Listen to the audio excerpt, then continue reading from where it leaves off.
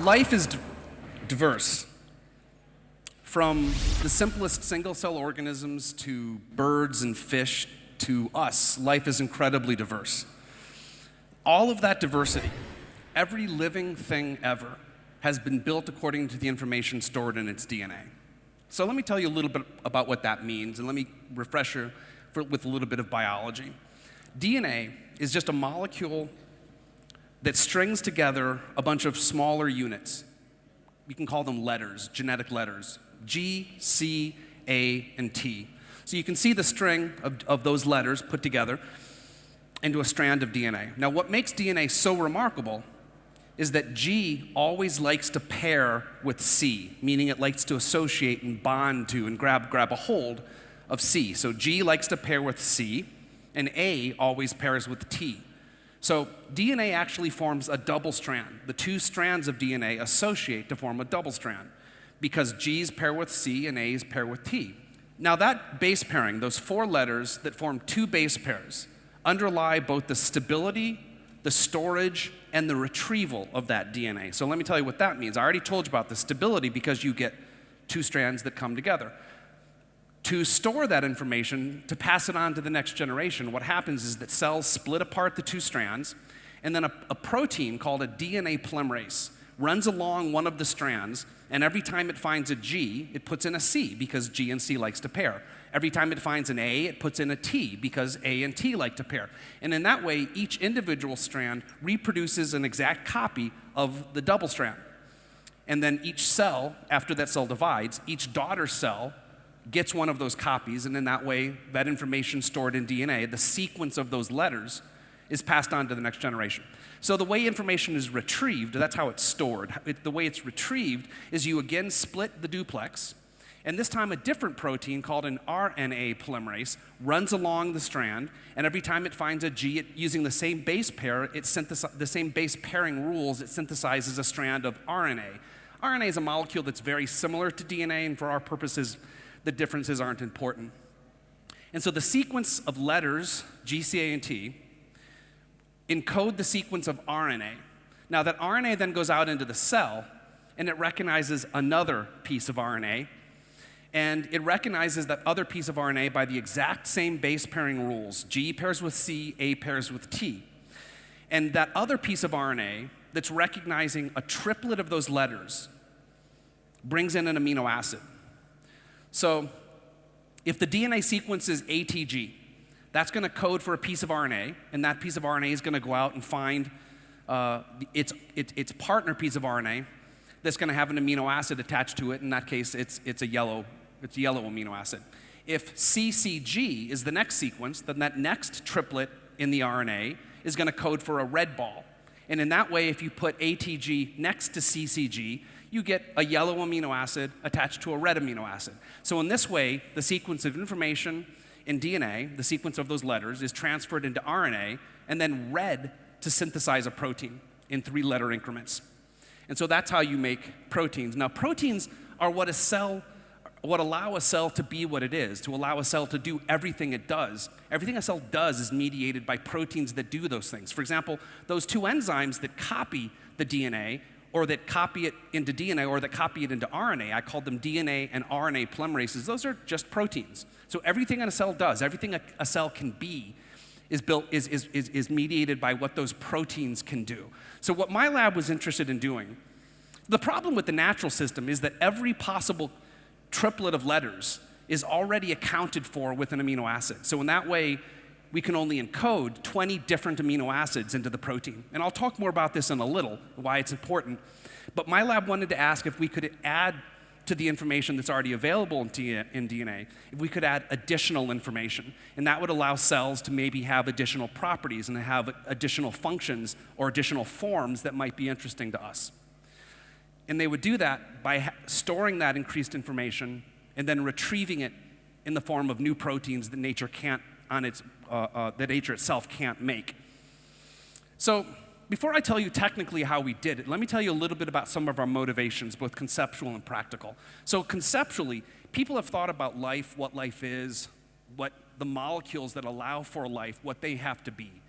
People for a long time thought that the molecules of life were so perfect that they must be evidence for a creation. There must have been a God that created them because they were so perfect.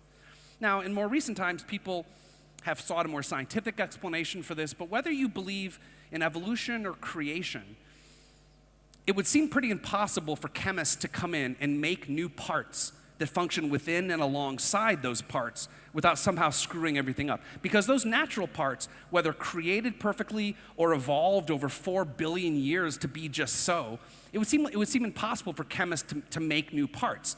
But just how perfectly created or how perfectly evolved are we? How perfect are those molecules of DNA?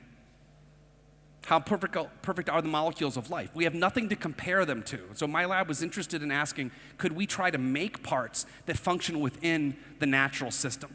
So that was a conceptual motivation, but we have practical motivations as well. There's been a revolution in medicine that's been caused by protein drugs, protein therapeutics.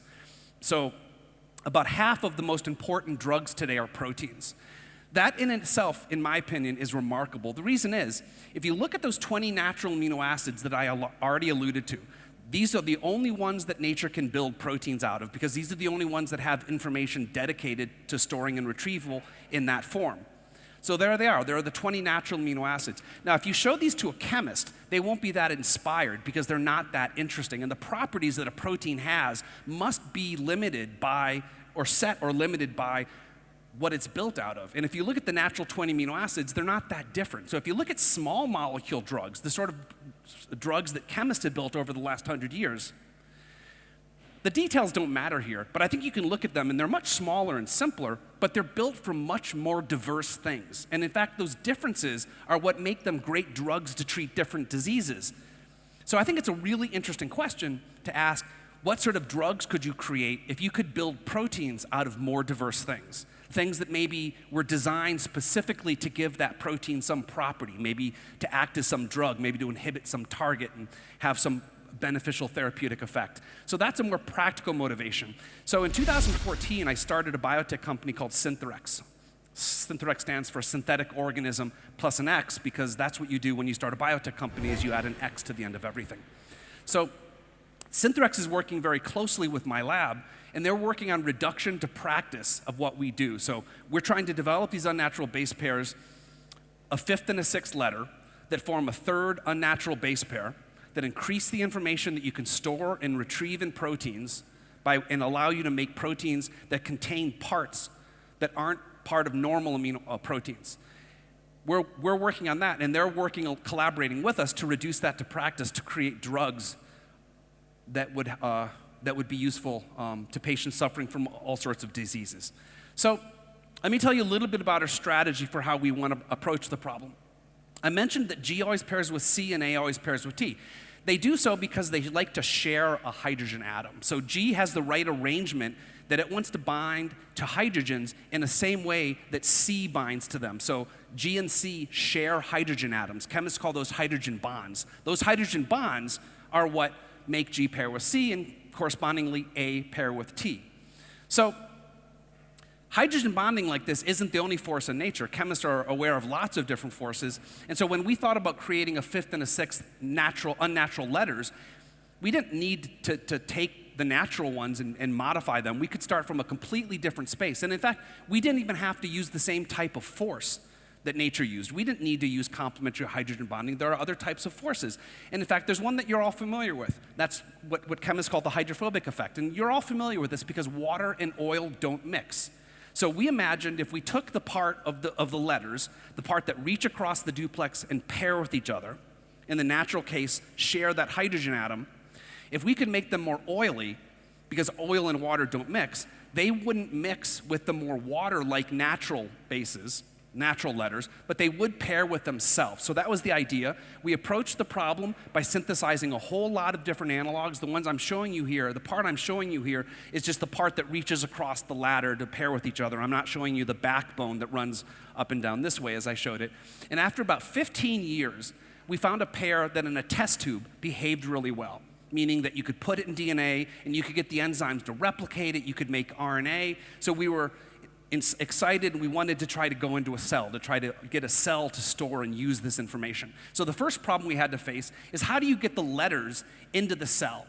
So the way we solved that problem, this is my representation of a cell, is we noticed that certain algae have a protein that people call a transporter that actually does something kind of similar. It works within a cell, and it transports those same types of natural letters across a membrane. For example, from a cell into a mitochondria, or from a cell into a chloroplast.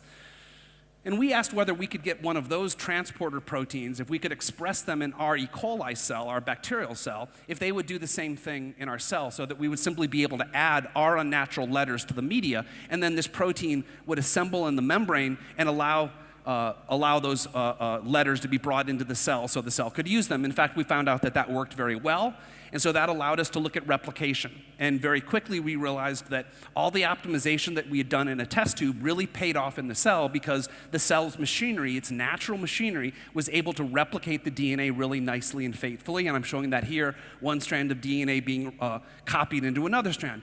We then quickly found out that the cell also transcribed it into RNA very well, and I'm showing that here. I'm showing that double-strand DNA being split apart, and an enzyme's coming along and synthesizing another strand, and every time it finds a G, it puts in a C. Every time it finds an A, it puts a T into the RNA, and every time it finds an X, it puts a Y into the RNA. And that the RNA then goes out into the cell, and you have both components that it needs to synthesize proteins. You've got that message RNA, and you've got those other in white little tRNAs, and we asked whether or not those two components could enable synthesis of proteins. So this is the only data I'm going to show you, but it's too exciting for me not to. What I'm showing you here is the assay that we used. This is called an Electro Phoretic Gel. It's just a gel. You load proteins at the top, you drive them down through the gel. Different size proteins migrate at different rates, so you see a band and you know you have a protein there. So what we did was we set it up so that if it was incorporating the unnatural amino acid, we'd be able to attach a fluorophore. Now, a fluorophore is just a molecule that glows. So here I'm showing you a band of a protein that got the unnatural amino acid, so it's glowing, and right next to it's one that didn't. So when you look at our cells, we're now expressing a triplet that codes for an amino acid that has an unnatural nucleotide in it, AXC. So here we're showing what happens if you give it a message, an RNA, that has no unnatural nucleotide in it. So no unnatural instructions to synthesize anything unnatural. It only has its natural instructions, and you can see that you're producing protein. You can detect it here, but TAMRA is the name of the dye that we're using to attach to the protein to show that we have the unnatural amino acid, and you can see that there's nothing here. When you give it instructions to make the unnatural nucleotide, by giving it an unnatural RNA, you can see you get a shift to a different position because it now has something attached to it, and now you can see that the fluorophore is attached. So that cell is now producing a protein that has an unnatural amino acid in it. We can look at another codon, and you get the same result. So now I'm showing you two new codons. Life since the beginning of time has had only 61 codons, and all of them are dedicated to the natural 20 amino acids. I'm showing you two here. My lab now has about 15 new ones, new codons that we can now assign to new amino acids and incorporate them into proteins. So here's the fully functioning cell. The X and Y precursors are being pumped into the cell through a transporter. The cell's natural machinery is replicating it, storing it so that each division, its daughter cells, get an exact copy of the DNA that contains the unnatural, the new information. It can transcribe them into RNA, and it can go out into the cell and it can make proteins with amino acids that natural proteins cannot be made out of. So here's that natural system I told you about. We're now able to do this, where we're now able to build X and Y into the cell, give it to the cell, cells store it, cells retrieve it in the form of proteins that are not normally available. Here's a picture of them. These are the semi-synthetic cells. These are semi-synthetic organisms that are happily growing and dividing with a man-made part in their guts. What about escape? I apologize for this picture. A lab member made it and thought it was funny to put my face there. What about escape? Might these organisms escape? Well, remember that they have to be grown with us providing to them X and Y. X and Y are completely different than anything in nature. Nature can't make it themselves.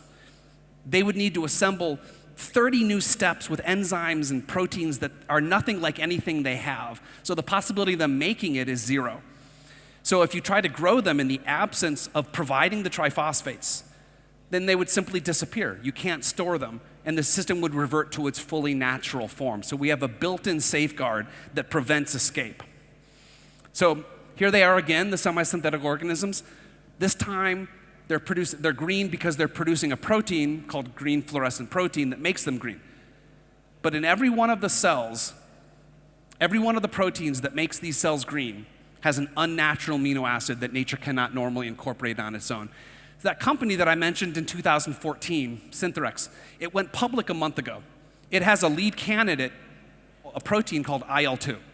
Everyone had known for a long time that it had great potential as a drug, but the problem was that it would bind its target that you intended for it to bind and have its beneficial effect, but it would also bind another target, and that caused it to be toxic. So people for a long time had tried to make variants of the protein to prevent it from binding the bad target and allow it to still bind the good ones, but it just wasn't possible.